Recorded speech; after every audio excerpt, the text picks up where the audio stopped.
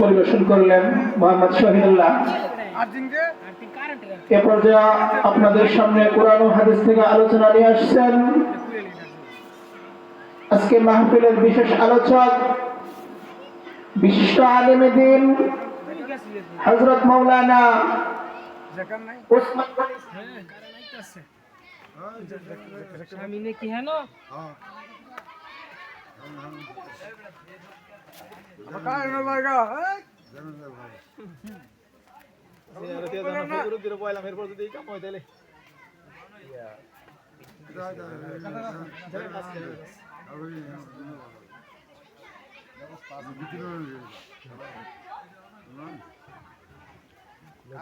লোকজন যারা আছে আশেপাশে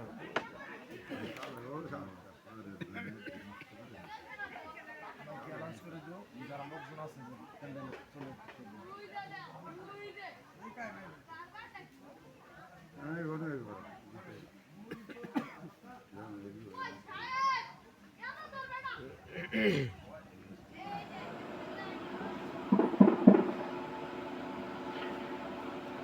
সম্মানিত এলাকাবাসী, আমরা এখনো যাহারা এদিক সেদিক ঘোরাফেরা করতেছি, এদিক সেদিক ঘোরাফেরা না করে ওয়াজের ফ্যান্ডেলের নিচে চলে আসুন। এক্ষুনি আলোচনা শুরু হতে যাচ্ছে। এ পর্যায়ে আপনাদের সামনে কোরআন ও হাদিস থেকে আলোচনা নিয়ে আসছেন বিশিষ্ট আলেমে দ্বীন হযরত মাওলানা ওসমান গনি সাহেব, খতিব বাইতুল নূর জামে মসজিদ, বরুণ, কাপাসিয়া, গাজীপুর। হুজুরকে ওনার মূল্যবান তাকরীর পেশ করার জন্য সবিনয় অনুরোধ জানাচ্ছি।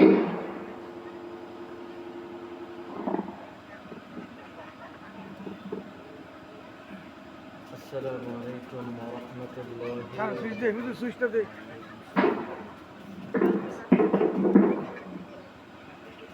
السلام عليكم ورحمة الله وبركاته.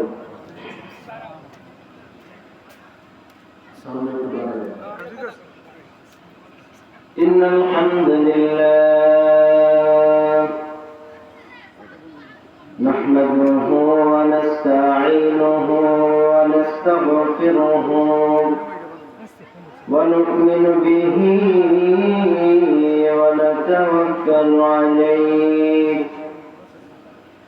ونعوذ بالله من شرور أنفسنا ومن سيئات أعمالنا من يهده الله فلا مضل له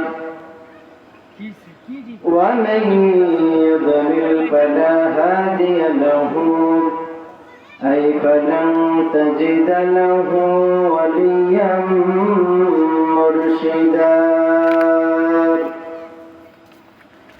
نشهد أن لا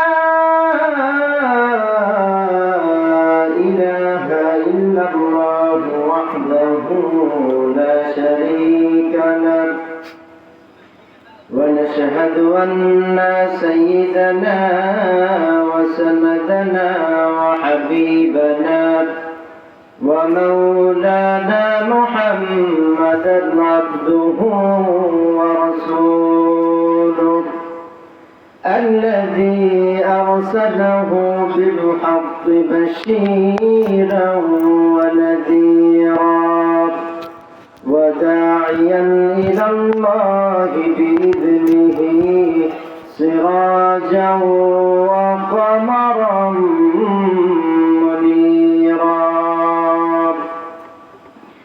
أما بعد فقد قال الله في كلامه المجيد وفي فرقانه الحميد. أعوذ بالله من الشيطان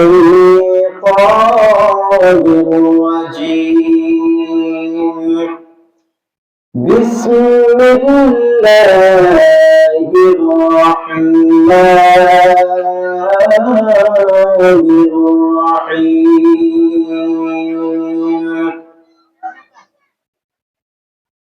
وإذا السماء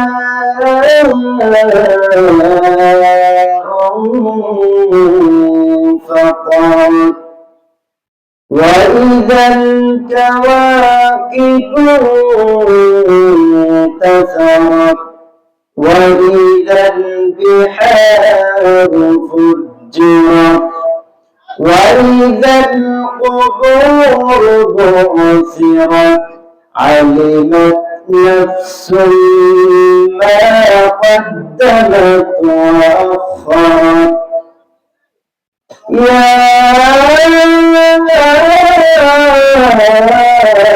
أيها الإنسان ما غرك بربك الكريم.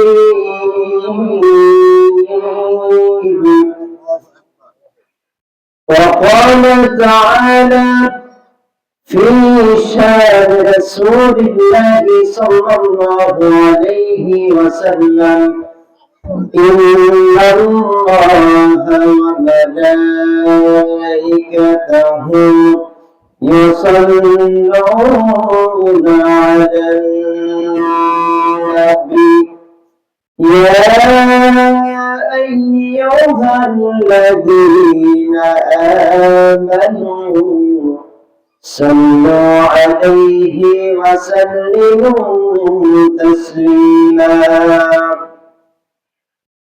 اللهم صل على محمد وعلى آل محمد كما صليت على إبراهيم وعلى آل إبراهيم إنك حميد مجيد. اللهم بارك على محمد وعلى آل محمد كما باركت على إبراهيم وعلى آل إبراهيم إنك حميد مجيد.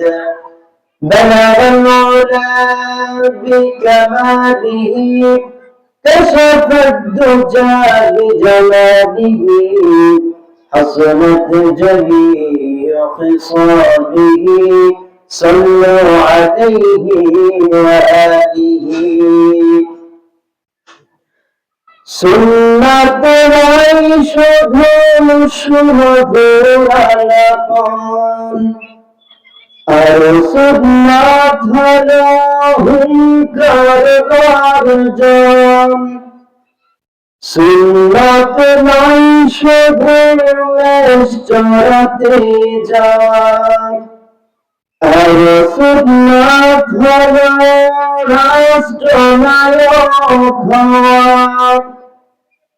সুন্নাত নাই শুধু প্রাগেরই মাথায় দেয়া আর সুন্নাত হলো অন্যায় বাধা দেয়া। মোহব্বতে তার সুদূর সাথী তুমি দূর দিলে তার পাশে থাকো কি আর কিছু সুন্নাত আছে তুমি জানো কি। জানলেও জীবনে কখনো তেমন কি আর কিছু সুন্নাত আছে তুমি জানো কি। জানলেও জীবনে কখনো তেমন কি। আলহামদুলিল্লাহ, টেক মানিকপুর মোল্লাগাড়ি জামে মসজিদ উন্নতিকল্পে যুব সমাজের উদ্যোগে বার্ষিক ওয়াজ ও দোয়া মাহফিলে আজকে সম্মানিত শ্রদ্ধাভাজন সভাপতি জনাব মোহাম্মদ এইচ.এম. ইউসুফ আলী শিকদার, উদ্বোধক হিসেবে আছেন জনাব মোহাম্মদ নাজমুল হাই মামুন, পৃষ্ঠপোষকতায় জনাব মোহাম্মদ জাকির হোসেন মোল্লা। তারপরে দেখতে পাচ্ছি সম্মানিত অতিথি, বিশেষ অতিথি উপস্থিত আছেন দূর দূরান্ত থেকে আগত ইসলাম প্রিয় তাওহীদি জনতা, যুবক ভাইয়েরা, পর্দার অন্তরালে আমার শ্রদ্ধা সম্মানিত মা ও বোনেরা, সকলের প্রতি আমি আবারও সালাম জ্ঞাপন করছি। আসসালামু আলাইকুম ওয়া রাহমাতুল্লাহি ওয়া বারাকাতুহু। আজকে এই মহতী মাহফিল আয়োজন করার জন্য যারা চেষ্টা করেছেন, বুদ্ধি দিয়ে, বিদ্যা দিয়ে, শ্রম দিয়ে, মেধা দিয়ে, টাকা দিয়ে, পয়সা দিয়ে এতটুকু পর্যন্ত এনেছেন, সবার নাম আমরা না জানি, সব কিছু যিনি জানেন তিনি কে? আমরা সবার নাম যদি নাও বলি, তারপরে একজনের লিস্টে এই নামগুলো আছে, তিনাদের খ্যাতনাম গুলো একজন জানেন, যিনার প্রতিদান তিনি দিবেন, বলেন তো তিনি কে? সুতরাং আজকে এই মাহফিলে কথা হবে এই কোরআন থেকে। বলেন তো এই কোরআনের সাথে কারো দুশ্মনী আছে? কথা হবে এই কোরআন থেকে। যারা সুদ খায় তাদের বিরুদ্ধে যাবে, শুনবেন। আবার যারা দুর্নীতি করে এই কোরআন তাদের বিরুদ্ধে কথা বলবে, শুনবেন। যারা জিনা করে, যারা প্রেম নামে অবৈধ নারী পুরুষ মেলামেশা করে, কোরআন তার বিরুদ্ধে বলবে, আপনারা শুনবেন। বলেন তো সবসময় প্রশংসা করবো কার? খাওয়ার সময়, ঘুমানোর সময়, সুদ খাওয়ার সময়। দেখছেন এই অবস্থা? সুদ খাওয়ার সময় আল্লাহ প্রশংসা করা যাবে? যারা সুদ খায় তাদের উপর আল্লাহ লানত, ঠিক কিনা? ভাই আমার বন্ধুরা, খুতবার শুরুতে আমি আপনাদের সামনে এমন একটা সূরা তেলাওয়াত করেছি যে সূরার মধ্যে নাই এমন কোন জিনিসই নাই। কোরআনের কারিমে 82তম সূরা সূরাতুল ইনফিতার, এই সূরার মধ্যে 19টি আয়াত রয়েছে। আল্লাহ রাব্বুল আলামিন এমন একটা সূরা আমাদের জন্য দিলেন যে সূরার মধ্যে আল্লাহ তাআলা কিয়ামত সম্পর্কে বলেছেন, যে সূরার মধ্যে আল্লাহ রাব্বুল আলামিন কবরের কথা বলেছেন, যে সূরার মধ্যে আল্লাহ তাআলা হাশরের কথা বলেছেন, যে সূরার মধ্যে আল্লাহ রাব্বুল আলামিন মানুষকে বলেন, ও মানুষেরা শোনো, আমি তোমাদের মধ্যে কিন্তু সিসিটিভি ক্যামেরা সেট করে রাখছি। সিসিটিভি ক্যামেরা বুঝেন তো? ক্যামেরা যদি মানুষের সামনে থাকে, ক্যামেরা যদি মানুষের সামনে থাকে, মানুষ কি ভুল কথা বলে, অন্যায় করে, দুর্নীতি করে? আমার আল্লাহ রাব্বুল আলামিন এই কোরআনের মধ্যে সূরা ইনফিতারের মধ্যে আমার আল্লাহ জানাই দিলেন, ও দুনিয়ার মানুষেরা, আমি তো তোমাদের উপরে সিসিটিভি ক্যামেরা তো সেট করে রাখছি, তারপরে তোমরা কেমনে আমল করবা?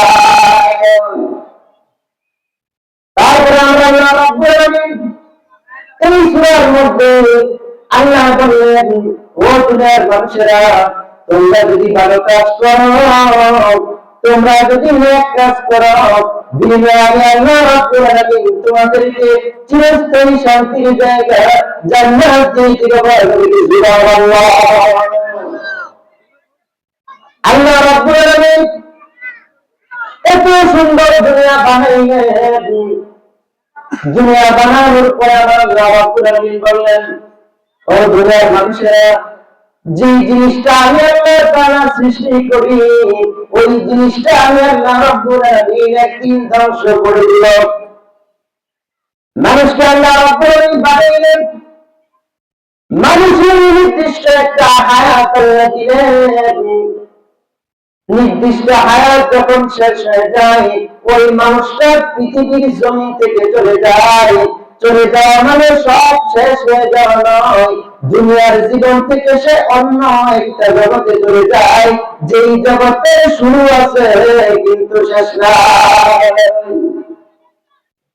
আমার আল্লাহ রাব্বুল আলামিন পবিত্র কোরআন কারীমে জানিয়ে দেন, ليجمعنكم إلى يوم القيامة لا ريب فيه ومن أصدق من الله حديثا الله أكبر أنا ربنا جلالهم قلت للمنصر لا يجمعنكم إلى يوم القيامة এমন একটা সময় আসবে আমি আল্লাহ রাব্বুল আলামিন হযরত আদম আলাইহিস সালাম থেকে শুরু করে শেষ নবী মুহাম্মদ সাল্লাল্লাহু আলাইহি ওয়াসাল্লামের উম্মত যত দিক পর্যন্ত যায়, যতটুকু পর্যন্ত যায়, দুনিয়ার দরে যখন শেষ হয়ে যায়, কিয়ামত পর্যন্ত যত মানুষের আল্লাহ বানাইব সব মানুষকে আমি আল্লাহ তাআলা ইয়াজমাউনাকুম ইলা ইয়াউমিল কিয়ামাহ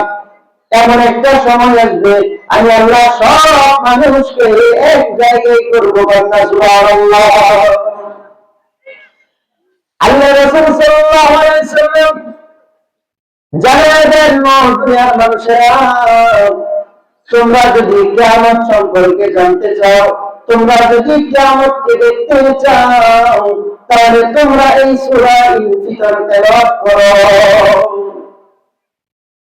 তাহলে বোঝা যায় মানুষ মারা যায়, এটা আমরা জানি দেখি, কিন্তু আল্লাহ রাব্বুল আলামিন জানায় দিলেন ও দুনিয়ার মানুষেরা এমন একটা সময় আসবে আমি আল্লাহ রাব্বুল আলামিন এই দুনিয়াটাকে ধ্বংস করে দিব। আল্লাহ রাব্বুল আলামিন বলেন কুল্লু মান আলাইহা ফান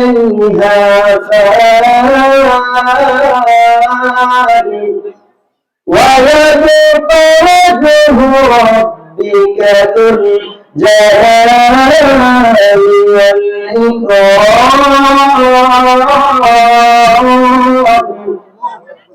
আল্লাহ রাব্বুল আলামিন জানেন কুল্লু মান আলাইহা ফান আমি আল্লাহ রাব্বুল আলামিন সব কিছু ধ্বংস করে দিব। সব কিছু ধ্বংস হয়ে যাওয়ার পরে একজন থাকবেন, আওয়াজ করে বলেন তো তিনি কে? আল্লাহ রাব্বুল আলামিন বললেন ইদাস সামাউ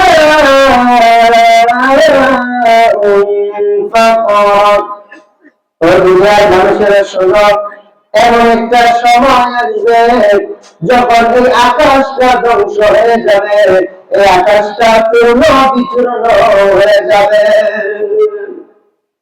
এত বড় আকাশ আল্লাহ খুঁটি দিয়েছেন কয়টা? কয়টা খুঁটি দিয়েছেন? একটা খুঁটিও দেন নাই, ছোট্ট সংযোজন করলেন, কতগুলো খুঁটি আপনারা দিলেন। কিন্তু আমার আল্লাহ রাব্বুল আলামিন সাতটা আকাশ বানাইলেন, একটা আকাশের মধ্যে কোনো খুঁটি দেন নাই।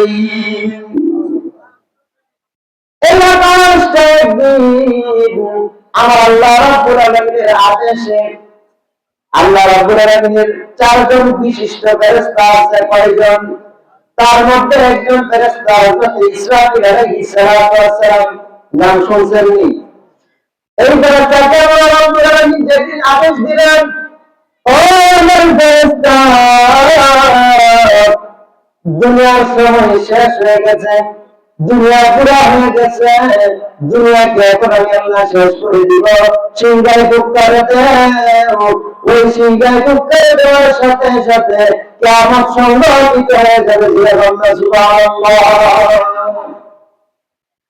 আল্লাহ রাব্বুল আলামিন তারপরে বলেন ওয়াইদাল কাওয়াকিবু ইনতাসারাত আকাশের মধ্যে রাতের আকাশ, আকাশের দিকে তাকাইলে সুন্দর সুন্দর তারকারাজি আছে না নাই? এত সুন্দর তারকারাজি দিয়ে আমার আল্লাহ রাব্বুল আলামিন রাতের আকাশকে সাজাইলেন। এমন একদিন আসবে আমার আল্লাহ রাব্বুল আলামিন জানেন আকাশের তারকারাজিগুলো জমিনের মধ্যে বসে বসে মরতে থাকবে। আল্লাহ রাব্বুল আলামিন তারপরে জানালেন ওয়াইদাল বিহারু ফুজ্জিরাত এমন এক সময় আসবে পৃথিবীর জমিনে এখন কিন্তু লোনা পানি আর মিঠা পানি কিন্তু এক হয় না। পানি যদি দুইটা একসাথে প্রবাহমান, একটা পানির ভিতরে আরেকটা পানি ঢুকে যায়, কিন্তু পানি কিন্তু একসাথে মিশ্রিত হয় না। লোনা পানির জায়গায় লোনা পানি থাকে, মিঠা পানির জায়গায় কিন্তু মিঠা পানি থাকে। কিন্তু কিয়ামত যখন হয়ে যাবে, মুফাসসিরিনে কেরাম লিখছেন, গোটা পৃথিবীর পানিটা আল্লাহ রাব্বুল আলামিন এক জায়গায় করবেন, একটা সমুদ্রের মধ্যে আনবেন, তারপরে ওই সমুদ্রের মধ্যে আমার আল্লাহ রাব্বুল আলামিন আগুন জ্বালায় দিবেন। ওই আগুনটা আসমান অবধি চলে যাবে। তারপরে আমরা আল্লাহ রাব্বুল আলামিন কিয়ামতের কথাটা আল্লাহ শেষ করলেন, কিন্তু সূরা জিলজালের মধ্যে এই কিয়ামতের বিষয়টা আল্লাহ তাআলা সত্যভাবে বললেন, ইযা যুলজিলাতিল আরদু জিলজালাহা ওয়া আখরাজাতিল আরদু আসকালাহা وقال الإنسان ما لها إذا زلزلت الأرض زلزالها যখন পৃথিবী তার কম্পনে প্রকম্পিত হবে, অখরাজাতিল আরদু আসকালাহা পৃথিবী তার ভিতরে যত স্বর্ণ আছে, যত খনিজ আছে, যত রূপা আছে, স্বর্ণ আছে, যত সম্পদ আছে, যত খনিজ পদার্থ মাটির ভিতরে আছে, ওই কিয়ামতের দিন জমিন তার ভিতরে থেকে সব কিছু বের করে দিবে। অকাল ইনসানু মা লাহা, মানুষ একদিন বলবে, পৃথিবী তোমার কি হলো, পৃথিবী তোমার কি হয়েছে। পৃথিবী যখন নিজের ভিতর থেকে সম্পদ গুলো বের করে দিবেন, যারা চুরি করেছে, স্বর্ণ চুরি করেছে, ইসলামী রাষ্ট্র যদি থাকে, তাহলে 10 দিরহামের বেশি যদি সে চুরি করে, তার হাত কাটা যাবে। সৌদি আরব আছে, জানেননি? ভাই আমার, বন্ধুরা আমার, যারা স্বর্ণ চুরি করেছে, রূপা চুরি করেছে, বিনিময়ে তাদের হাতটা তারা হারিয়েছে, ওই দিন তারা আফসোস করবে, বলবে, জমিনের নিচে সম্পদের জন্য আমি আমার হাতটা হারিয়ে ফেললাম। তাহলে বোঝা যায় পৃথিবী থাকবে না, ধ্বংস হয়ে যাবে। পৃথিবী ধ্বংস হয়ে যাবে। তারপরে আমার আল্লাহ রাব্বুল আলামিন বললেন, ওয়া ইযাল কুবুরু বু'থিরাত। আল্লাহ রাব্বুল আলামিন বললেন, ওয়া ইযাল কুবুরু বু'থিরাত, এমন এক সময় আসবে আমি আল্লাহ রাব্বুল আলামিন মাটির নিচের মানুষগুলোকে মাটি থেকে আবার বের করে দিব। মানুষকে কবর দেওয়া হয়, এই কবর শব্দটা শুনলে মনে হয় কবরটা একটা মিছিল, শুধু কবরটা একটা নাম। কবর শুনলে কিন্তু আমাদের ভয় হয় না, ভয় লাগে? আমার দিকে তাকান, কবরের কথা শুনলে ভয় আসে? ভয় তো আসে না। কবরের কথা শুনলে মনে হয় শুধু একটা নাম, কবর। কিন্তু এই কবরটা এত ভয়াবহ। আল্লাহ নবী, বিশ্ব নবী রাহমাতুল লিল আলামিনের সাহাবী হযরত উসমান রাদিয়াল্লাহু তাআলা আনহু, আল্লাহর রাসূল জান্নাতে বাজারে কান্না করে, জাহান্নামের বর্ণনাতে কান্না করে না। কিন্তু আল্লাহর রাসূল সাল্লাল্লাহু আলাইহি ওয়াসাল্লামের সাহাবী হযরত উসমান রাদিয়াল্লাহু তাআলা আনহু যখন কবরের পাশ দিয়ে যায়, তখন হাওমাও করে কান্না শুরু করে দেয়। সাহাবীরা জিজ্ঞাসা করে, ও উসমান, জান্নাতের কথা শোনো, কান্না তো করো না, জাহান্নামের কথা শোনো, কান্না করো না, কবরের কথা শুনলে কান্না আসে কেন? হযরত উসমান রাদিয়াল্লাহু তাআলা বলেন, ও আমার সাহাবীরা, কবর এমন একটা জায়গা, বিদেশ মানুষ থেকে শত শত মাইল দূরে, কথা বলা যায় না, শুধু দেখা যায় কি যায় না। কিন্তু বাড়ির পাশে ঘরের সাথে যদি একটা কবর থাকে মাত্র 3.5 হাত গুণা যায়। 3.5 হাত মাটির নিচে করে মানুষ থাকে, নিজের বাবা থাকে, পরিবার টুকরা সন্তান থাকে, গর্ভধারিণী মা থাকে, এত কাছে থাকে, কিন্তু কেমন অবস্থায় কেমন ভারতে আছে ওই কথাটা পর্যন্ত জানা যায় না। জানা যায় ভাইয়া আমার বন্ধুরা, যে মানুষগুলো মারা যায় কবরে যখন রাখা হবে, আল্লাহ রাসূল সাল্লাল্লাহু আলাইহি ওয়াসাল্লাম জানালেন কবরে কয়েকটা কারণে মানুষের শাস্তি হবে। তার মধ্যে এক নম্বর হলো যে মানুষগুলো ইস্তেঞ্জা করে, যে মানুষগুলো তার জরুরত ছাড়তে যায় কিন্তু সেই ব্যাপারে সে সতর্ক না, তার শরীরে চিন্তা আসে, সে অপবিত্র থাকে, সে জানেই না। এই জন্য এই বিষয়ে সতর্ক থাকার দরকার আছে না নাই? আর যারা বিরোধ করে, যারা চুগলখড়ি করে, যারা একজনের কথা অন্যজনের কাছে লাগায়, যারা গীবত করে, এই কয়েকটা কারণে, যে কারণগুলো আমরা খুব সূক্ষ্ম মনে করে আমাদের কাছে বিষয়ই না, কিন্তু কবরের মধ্যে এই বিষয়গুলোর কারণে আযাব দিবেন যিনি তিনি কে? ভাই আমার বন্ধুরা, আল্লাহ রাব্বুল আলামিন যখন কবর থেকে মানুষগুলোকে উঠে দিলেন, কবর থেকে যখন হাসরের ময়দানে সব মানুষ একত্রিত হবে, কবরটা এত ভয়াবহ, কবরের ভিতরে যারা শান্তিতে থাকবে তারা হাসরের ময়দানে শান্তিতে থাকবে, কবরের ভিতরে যারা আযাবের মধ্যে থাকবে তারা হাসরের ময়দানে পেরেশানির মধ্যে থাকবে, এবং তাদের ঠিকানা হয়ে যাবে জান্নাত। ভাই আমার বন্ধু, হাসরের ময়দান কেমন কঠিন হবে! সহিহ বুখারীর মামলা, আল্লাহ রাসূল সাল্লাল্লাহু আলাইহি ওয়াসাল্লাম জানালেন, ও দুনিয়ার মানুষেরা, হাসরের ময়দান কেমন কঠিন হবে! 5টা উত্তর দেওয়া ছাড়া, 5টা বিষয়ের হিসাব দেওয়া ছাড়া পুরো মানুষ হাসরের ময়দানে নিজের পা পর্যন্ত লড়াইতে পারবে না। কয়টা প্রশ্ন? 5টা প্রশ্নের উত্তর যতক্ষণ পর্যন্ত মানুষ না দিতে পারবে, ওই মানুষটা নিজের পা পর্যন্ত স্থানান্তর করতে পারবে না, সরাইতে পারবে না। 1 নাম্বার, আল্লাহ রাব্বুল আলামিন জিজ্ঞাসা করবেন, ও দুনিয়ার মানুষেরা, আমি আল্লাহ রাব্বুল আলামিন তোমারে 50, 60, 70 বছর একটা বয়স দিয়েছিলাম, সেই বয়সটা তুমি কোন কাজে লাগাইছো? তাহলে 1 নাম্বার আল্লাহ কি জিজ্ঞেস করবে? মানুষ, তোমরা তোমাদের বয়সটা, এই যে একটা বয়স দিলেন আল্লাহ, এই বয়সটা কোন কাজে মানুষ লাগাই না? যে মানুষগুলো নিজের জীবনটা আমার আল্লাহ রাব্বুল আলামিনের পথে লাগাইছে, সব সময় জিকিরে জিকিরে ছিল, আমার আল্লাহ জিকির করেছে, আমার আল্লাহকে সবসময় স্মরণ রাখছে, আযান হইলে মসজিদে গিয়েছে, নামাজ ফরজ হইলে নামাজ পড়েছে, রোজার সময় হইলে রোজা রাখছে, হজ ফরজ হইলে হজ করেছে, যাকাত ফরজ হইলে যাকাত দিয়েছে। এইরকম ভাবে যদি ভালো কাজগুলো সে করে তাহলে সে পাস হয়ে যাবে, তাহলে তার বয়সটা, সময়টা ঠিক আছে। কিন্তু এর বিপরীত যদি হয়, আমার আল্লাহ রাব্বুল আলামিন সেই মানুষটাকে সত্য করে ধরে ফেলবেন।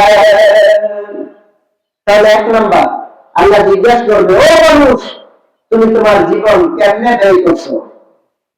2 নাম্বার আমার আল্লাহ রাব্বুল আলামিন জিজ্ঞাসা করবেন, ও দুনিয়ার যুবকেরা, তোমরা তোমাদের যৌবনকালটা কেমনে ব্যয় করছো? যৌবনকালটা কেমনে কাটাইছো? যৌবনকালটা আল্লাহ রাব্বুল আলামিনের কাছে খুব দামি সময়। যৌবনকালটা আল্লাহর কাছে বড় দামি। যৌবনকালে যদি আপনি চান আপনি 5 ওয়াক্ত নামাজ হাইটা হাইটা মসজিদে গিয়ে পড়তে পারবেন, আপনি যদি চান যৌবন সময়ে আপনি সারাটা রাত আল্লাহ রাব্বুল আলামিনের দরবারে তাহাজ্জুদের নামাজে আপনি দাঁড়াইতে পারবেন।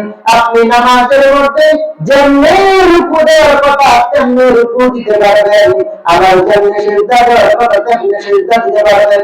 যৌবন বয়স এমন একটা বয়স যে বয়সে যেমনি ইচ্ছা তেমনি ইবাদত করা যায়, যেরকম ঠিক না। আবার দেখবেন যারা বৃদ্ধ হয়ে গেছে রুকু গেলে কিন্তু পুরোপুরি নিতে পারে না, নিতে পারে নোয়াবার পারেন না সোজা, তারা এমনি একটু জায়গা করে থাকে। আমি জিজ্ঞাসা করলাম মুরব্বী রুকু তো এমনি না, রুকু তো আরেকটু নিতে হবে। তো বলে বাবা যেটা তোমরা মতো আসিলাম কম লাগছে না, আমরা মতো আসিল না কম লাগছে না, এই সঙ্গে গেছি কিন্তু অনেক বেড়ে আর পাই না।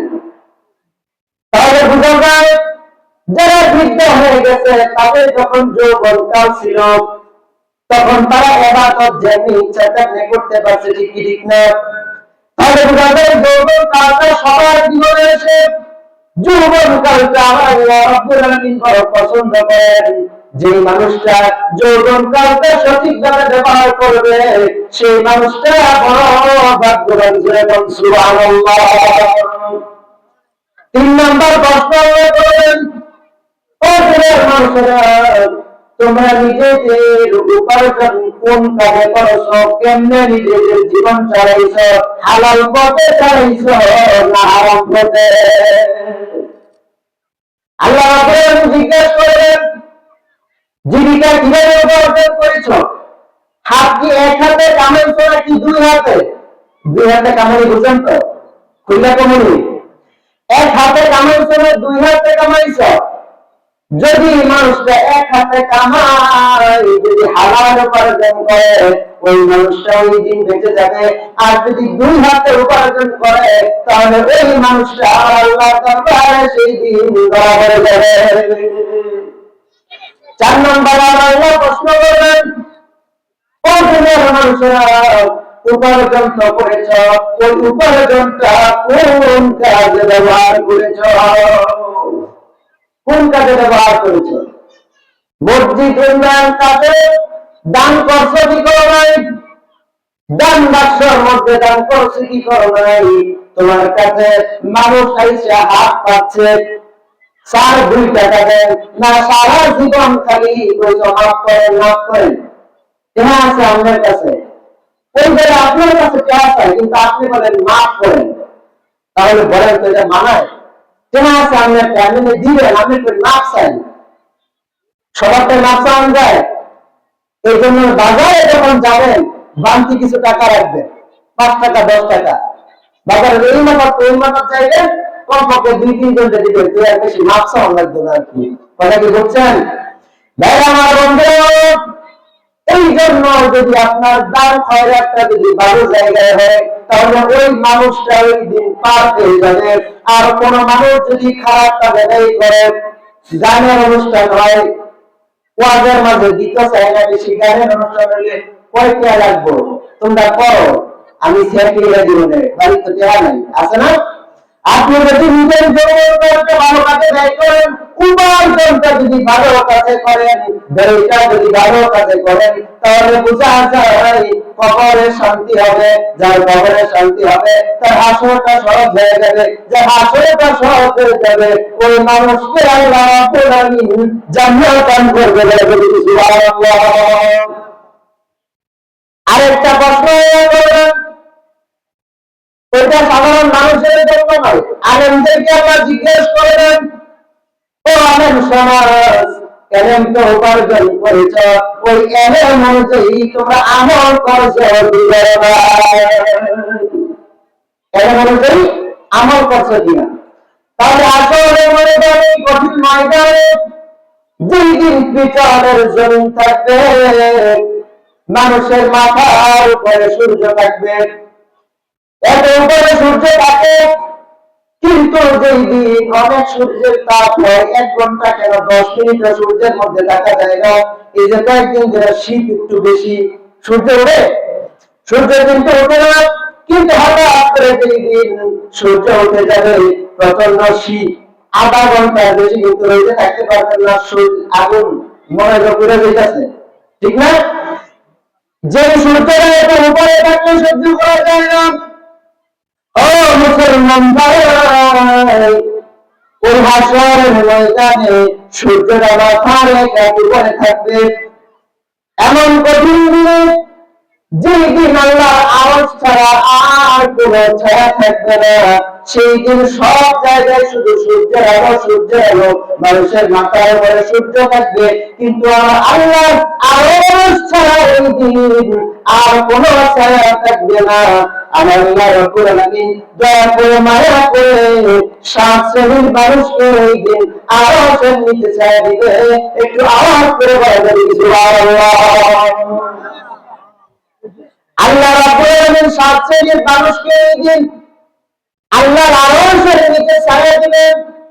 তার মধ্যে 1 নাম্বার হলো ন্যায় পরায়ণ বাদশা। 1 নাম্বার কি? ন্যায় পরায়ণ বাদশা। বলেন তো সমাজের মধ্যে ন্যায় পরায়ণ বাদশা অনেক না কম? অনেক না কম? আল্লাহ রাব্বুল আলামিন বলেন فأما الإنسان إذا ما ابتلاه ربه فأكرمه ونعمه فيقول ربي أكرمن وأما إذا ما ابتلاه ربه فقدر عليه رزقه فيقول ربي أهانن। আমার আল্লাহ রাব্বুল আলামিন বলেন, ও দুনিয়ার মানুষেরা, আমি আল্লাহ রাব্বুল আলামিন সম্মান আর সম্পদ কয়টা? আমি আল্লাহ রাব্বুল আলামিন সম্মান আর সম্পদ মানুষকে পরীক্ষা করার জন্য দেয়। এই জন্য আল্লাহ যদি কাউকে সম্মান দেয়, সম্পদ দেয়, তাহলে বুঝে যাবে আমার আল্লাহ রাব্বুল আলামিন ওই ব্যক্তিকে ভালোবাসেন, বিদায় দেয় নাই, পরীক্ষা করার জন্য দিয়েছেন। যেমন ঠিক কিনা? তাহলে আল্লাহ রাব্বুল আলামিন যাকে চেয়ারম্যান বানায়, যাকে এমপি বানায়, যাকে মন্ত্রী বানায়, তাহলে বুঝা যাবে কোন বেনামাজিও কিন্তু এমপি মন্ত্রী হইতে পারে কি পারে না? তাহলে সে যদি ওই ক্ষমতা পায়, মনে করে আল্লাহ তাকে ভালোবাসে, বুঝতে হবে আমার আল্লাহ রাব্বুল আলামিন তাকে পরীক্ষা করার জন্য দিছে। কেন দিছে? পরীক্ষা করার জন্য। ওই মানুষটা যদি ক্ষমতা পেলে, ক্ষমতার যদি ভালো ব্যবহার করে, সে 1 বস্তা গম পাইছে, কয় বস্তা? 1 বস্তা গমের যদি বলে যে অর্ধেক আমার আর অর্ধেক আমার জনগণের, তাহলে ওই মানুষটা কিন্তু আরশের নিচে ছায়া পাবে না। আর যদি বলে 1 বস্তা গম আসছে, গোটা বস্তাটা আমার সমাজের মানুষের জন্য, আমার জনগণের জন্য, সে যদি পাই টু পাই বুঝাইয়া দেয়, তাহলে আমার আল্লাহ রাব্বুল আলামিন বলেন যেই দিন হাসরের ময়দানে আরশের ছায়া ছাড়া আর কোনো ছায়া থাকবে না, আমার আল্লাহ রাব্বুল আলামিন দয়া করে মায়া করে ওই মানুষটাকে আরশের নিচে ছায়া দিবে। আওয়াজ করে বলে দিবে সুবহানাল্লাহ। এই জন্য অনেক মানুষ আছে রাষ্ট্রের সম্পদকে নিজের সম্পদ মনে করে, রাষ্ট্রের সম্পদকে নিজের সম্পদ মনে করে। রাস্তার বাজেট আছে মনে করেন 10 কোটি, মনে করে 1 টাকা তো লাগবে না, কিছু নিজের পকেট আর কিছু রাস্তার মাঝে। এই জন্য রাস্তা খুঁজাই করে দেখবেন নিচে রড নাই, বাস দিয়ে দিয়েছে। আছে না? বেড়া মার বন্ধু আমার, এই জন্য কোন বাদশা যদি ন্যায় পরায়ণ হয়, 1 বস্তা গম আসছে, এই 1 বস্তা গমের মধ্যে একটা গম পর্যন্ত তার জন্য হালাল না। কয়টা? একটা 1 কেজি না, 1 বস্তার মধ্যে থেকে একটা। কয়টা? একটা তার জন্য আছে, তার জন্য একটা গম নেওয়া পর্যন্ত জায়েজ নাই। কাল কিয়ামতের ময়দানে যারা 1 টাকা জনগণের চুরি করে, 1 টাকা জনগণের থেকে চুরি করে, আমার আল্লাহ রাব্বুল আলামিন হাসরের ময়দানে ওই মানুষগুলোকে চোরের টাকা এই বলতে বলতে কিনা। তাহলে আমার বন্ধুরা, হাসরের ময়দানে যেদিন আরশের ছায়া ছাড়া ছায়া থাকবে না, কোন বাদশা যদি ন্যায় পরায়ণ হয়, কোন বাদশা যদি আমার আল্লাহকে ভয় করে, কোন বাদশা যদি দুনিয়ার ক্ষমতা পাইয়া আমার আল্লাহর আইনে চলে, বলেন তো এই কোরআন দিয়ে রাষ্ট্র চালানো যায় কি যায় না? যায়। আমরা তো জানি কোরআন দিয়ে শুধু নামাজ পড়ে, এই কোরআন দিয়ে মসজিদে কোরআন আছে, মসজিদে শান্তি না অশান্তি? কোন পরিবারে যদি কোরআন থাকে তাহলে ওই পরিবারের শান্তি না অশান্তি? কোন সমাজে যদি কোরআন থাকে ওই সমাজে শান্তি না অশান্তি? তাহলে বোঝা যায় রাষ্ট্রের মধ্যে যদি শান্তি চাই ওই রাষ্ট্রের মধ্যে কোরআন দরকার। আমার তার মানে বোঝা যায় কোন ক্ষমতাধর লোক, কোন বাদশা, কোন এমপি, কোন মন্ত্রী, কোন ন্যায়পরায়ণ যদি হয়, আমার আল্লাহ রাব্বুল আলামিন তার হাসরের ময়দানে আরশের নিচে ছায়া দিবে। দুই নম্বরে আল্লাহ রাব্বুল আলামিন ওই যুবককে আরশের নিচে ছায়া দিবেন যেই যুবক যৌবনকালটা আল্লাহ রাব্বুল আলামিন ইবাদতে কাটাইছে। যৌবনকালটা এত দামি কাল, যৌবনকালটা এত দামি কাল, যৌবনকালে মানুষ অপরাধ করে বেশি, আমল করলে আমলটা হয়ে যায় বেশি। কথা কি ঠিক? দেখবেন কোন মানুষের যৌবনকাল যদি নষ্ট হয়ে যায় তার সব শেষ। আমার বয়সী আমি ওয়াজ করি, কিন্তু আমার বয়সী অনেক পোলাপান গাঁজা খায়, নেশা করে, সিগারেট খায়, বিড়ি খায়, আছে না নাই? আমার বন্ধুরা আমার, এই জন্য যৌবন কালটা কিন্তু খুব দামি কাল।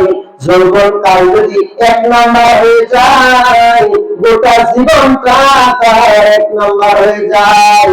এই জন্য আমার যৌবন কাল যদি কোন মানুষ, আমি আল্লাহর দরবারে যদি সে রাতে মানুষ ঘুমিয়ে যায়, সব মানুষ ঘুমিয়ে যায়, রাতের আধারে যদি সে নামাজ পড়ে, আমি আল্লাহ রাব্বুল আলামিনের দরবারে গিয়ে সে যদি নিজের হাত উঠে উঠাইয়া নিজের চোখে পানি ফেলাইয়া আমি আল্লাহর দরবারে যদি কোনো কিছু চাই, আমি আল্লাহ রাব্বুল আলামিন তাকে দিয়ে দিব না।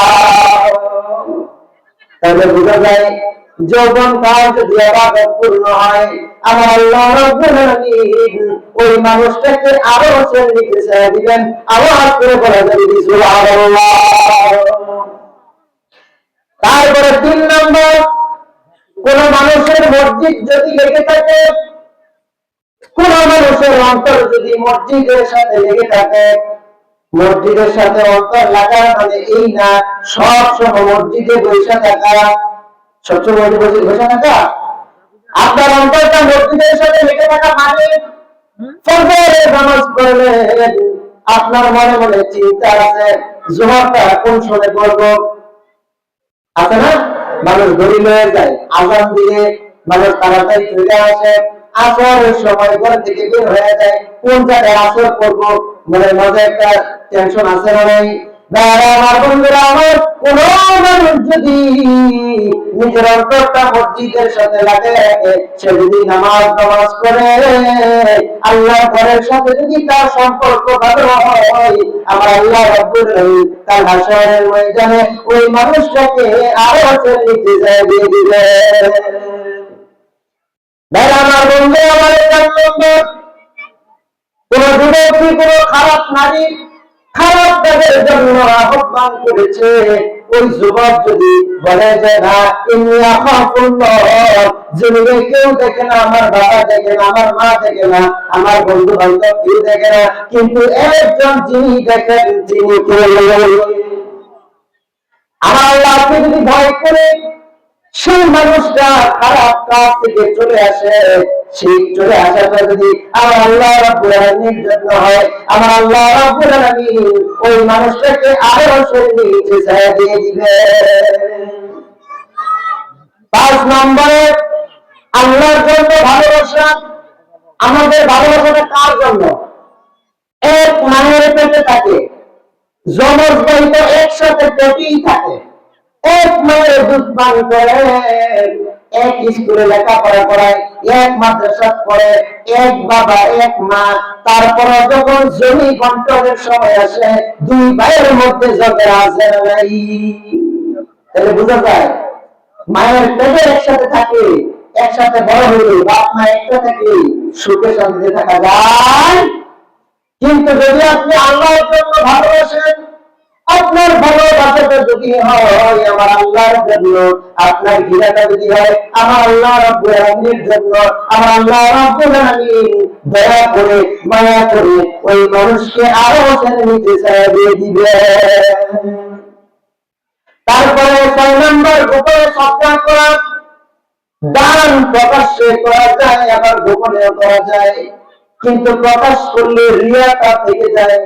যদি মনে করেন আমি 50,000 টাকা দিই, মাইকটা যদি করে দেন যে আজকে হুজুর ওয়াজ করে 50,000 টাকা হয়ে যাবে, আমার একটা ভাব থাকলো, ঠিক না?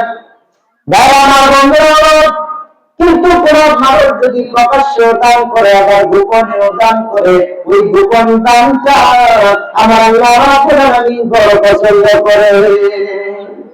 গোপনে দানটা আল্লাহ পছন্দ করেন। আপনি যাই দান করেন, 5 টাকা 10 টাকা, আপনি দুনিয়ার কোনো মানুষকে দেখানোর জন্য দিলেন না, আপনি দিলেন আমার আল্লাহর জন্য।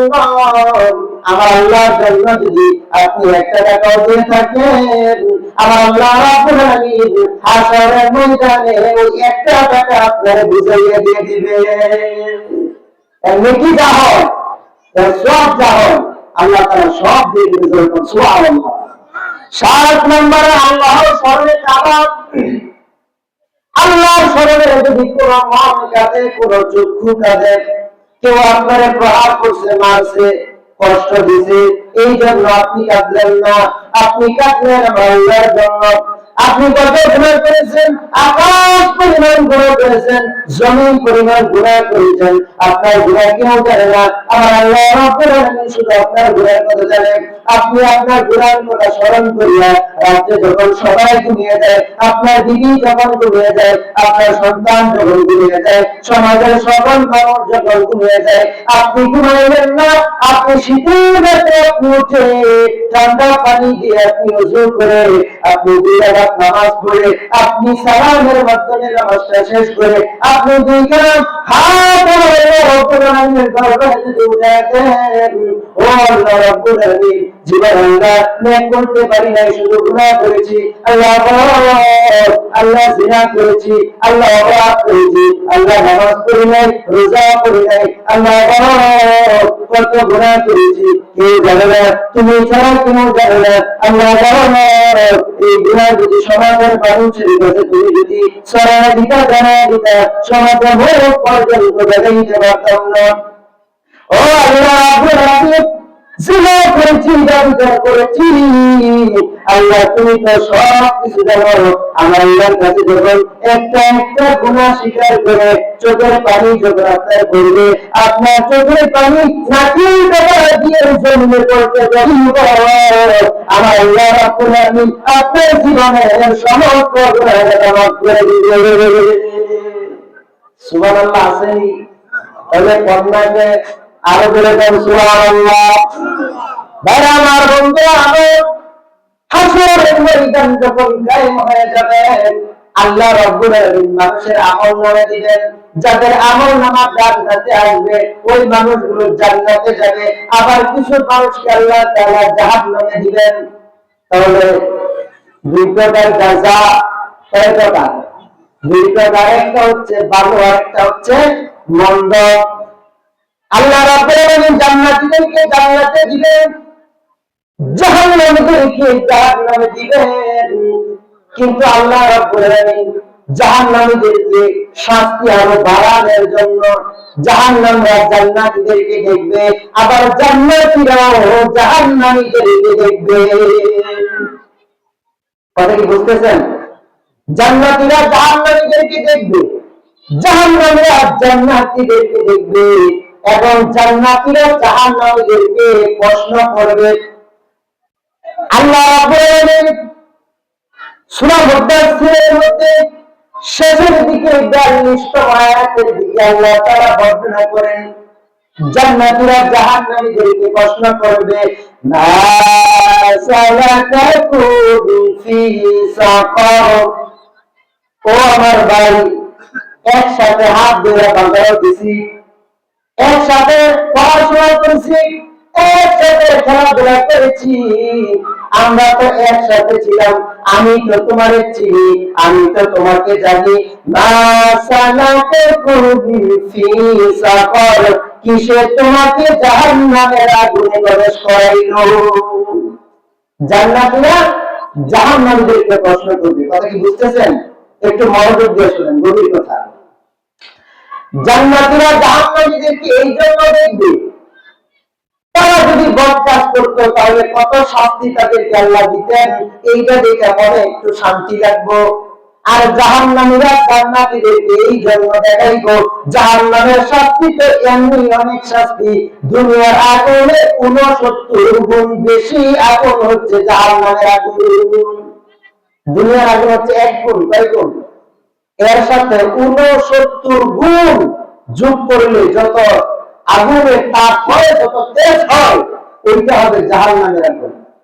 সহজ তো নাকি কঠিন? আল্লাহ জাহান্নামীরা জান্নাতীদেরকে এই জন্য দেখবে, কারণ সে যদি ভালো কাজ করতো কত শান্তির জায়গা পাইতো, সে শান্তিতে আছে, সে ভালো জায়গায় আছে, এইটা দেখলে তার মনের অশান্তি আরো বাইরে যাবে, তার আযাব আরো বৃদ্ধি পেতে থাকবে। জান্নাতীরা প্রশ্ন করবে একটা, কয়টা?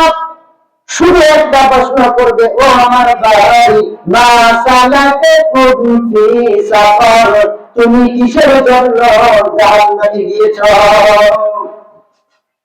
এবার জাহান্নামী জান্নাতি লোকের প্রশ্নের জবাবে বলবে, ক্বালু লাম নাকু মিনাল মুসাল্লিন।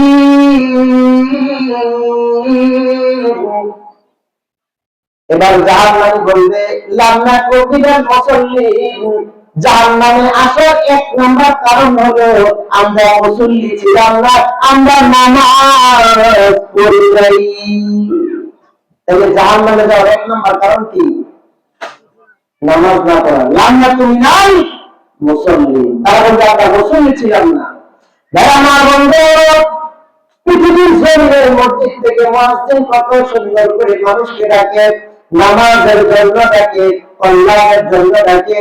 ওই মানুষটা যদি মসজিদে না যায়, সেই মানুষটা যদি আমার আল্লাহ রাব্বুল আলামিন ফরজ বিধান পালন না করে, ওই মানুষটা নামাজ যদি না পড়ে, তাহলে ওই মানুষটা হয়ে যাবে জাহান্নামী। তারা বলবে, লাম নাকু মিনাল মুসাল্লিন, আমরা মুসল্লি ছিলাম না, আমরা নামাজই পড়ি নাই।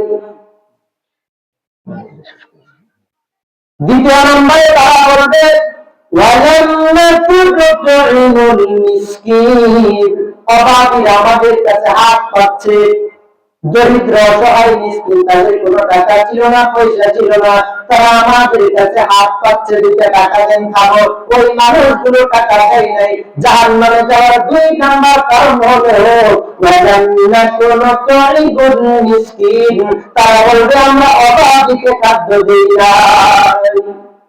3 নম্বরে তারা বলবে, وَكُنَّا نَخُوضُ مَعَ الْخَائِضِينَ, তারা বলবে আমরা কিন্তু অনার্থক কথা বলছি, বেহুদা কথা বলছি, মানুষকে হাসানোর জন্য কথা বলছি, হাসতে হাসতে মিথ্যা কথা বলছি, বেহুদা কথা, ফাহেসা কথা, অনর্থক কথা, এই কথাগুলো যারা বলবে তাহলে বোঝা যায় এইগুলো আমার বানানো কথা না, সবগুলো কোরআনের কথা।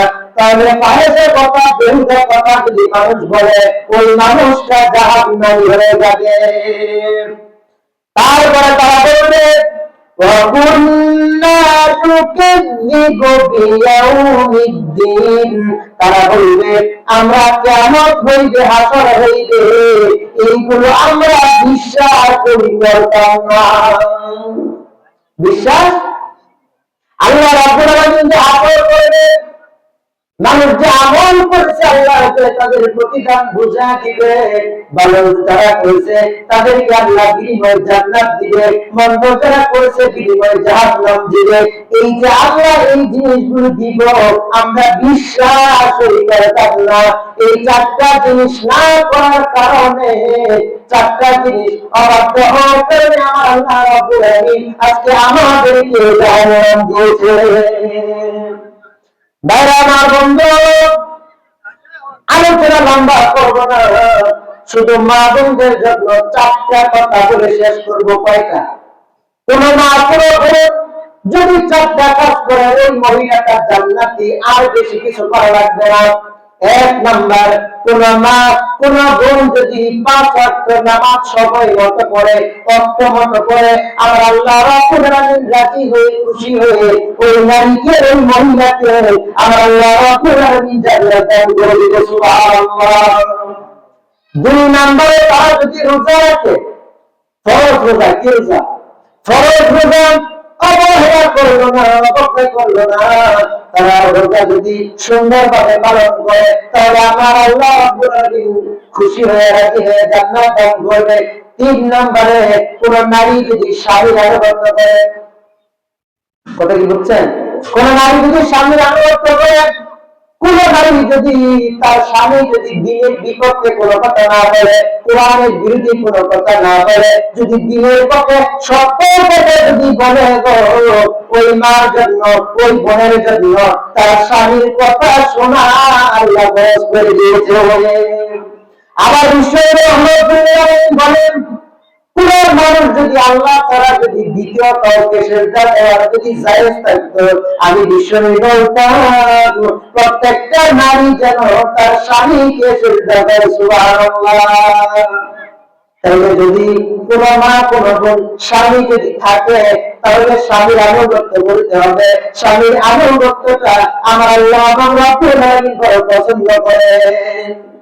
শেষ 4 নম্বর, কোন মা কোন বোন যদি নিজের লজ্জাস্থানকে যদি হেফাজত করে, নিজের স্বামী ছাড়া অন্য কারোর সাথে যদি অবৈধ মেলামেশা না করে, নিজের স্বামীকে যদি প্রাধান্য দেয়, নিজেকে যদি হেফাজত করে, এই 4টা কাজ যদি কোন মা কোন বোন করে, 1 নম্বরে ফরজ নামাজ, 2 নম্বরে ফরজ রোজা, 3 নম্বরে স্বামীর আনুগত্য, 4 নম্বরে যদি নিজের লজ্জাস্থানকে হেফাজত করে, এই 4টা কাজ করলে ওই মার প্রতি বোনের প্রতি আমার আল্লাহ খুশি হয়ে তাকে জান্নাত দান করবে। আল্লাহ তাআলা যেন আমাদেরকে আমল করার তৌফিক দান করে। আমিন। যতটুকু হয়েছে আলহামদুলিল্লাহ। আল্লাহ রাব্বুল আলামিন যেন এই কথাগুলোর উপরে প্রথমে আমাকে, তারপরে আপনাদেরকে আমল করার তৌফিক দান করেন। সকলে আমিন। ওয়া আখিরু দাওয়ানা আলহামদুলিল্লাহি রাব্বিল আলামিন। আসসালামু আলাইকুম ওয়া রাহমাতুল্লাহি ওয়া বারাকাতুহু। আলহামদুলিল্লাহ, অত্যন্ত সুন্দর আলোচনা করছিলেন হযরত মাওলানা ওসমান গনি সাহেব। আসলে আমাদের সময় খুব স্বল্প, আমাদের সময় হয়ে গেছে, এই কারণে